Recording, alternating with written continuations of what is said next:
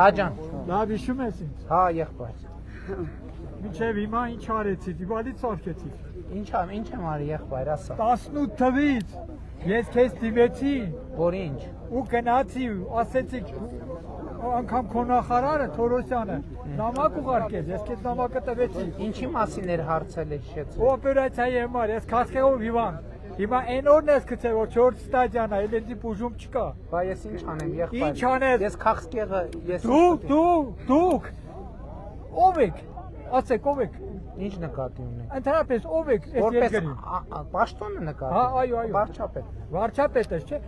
Եթե դու վարչապետ ես։ Տիկին Ավանեսյան։ Ոնց դու քո Թորոսյանի տված նամակը նախարարը այն Նասիլչիկը, որ դերել ես նախարար, շտապօրության Նասիլչիկը նա եղել։ Դա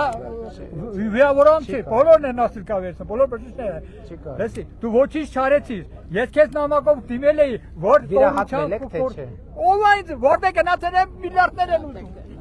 Քանի տարեկան եք դուք։ 69 տարեկան եմ։ Դու կառուցության ապահովագրության շահառու եք, ոնց կա այդպես բաներ լինի, էսա ֆարզ են։ Քանի անգամ եմ գնացել։ Մի րոպե։ Ավանեսյանը թող մոտենա մի հատ էլի։